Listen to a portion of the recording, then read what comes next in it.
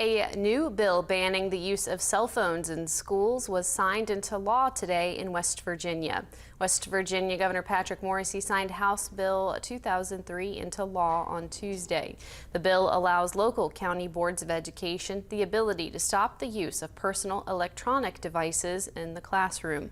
Wood County's current policy allows middle and high school students to use their cell phones before and after the school day and during their assigned lunch periods. These students can also use them in the classrooms for educational purposes after being approved by the principal or teacher.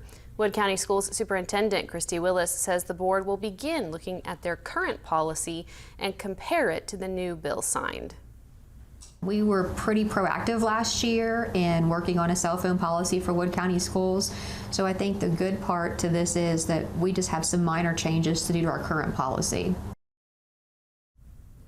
With the new bill signed today, she says it is unclear what the policy will look like for Wood County at this time.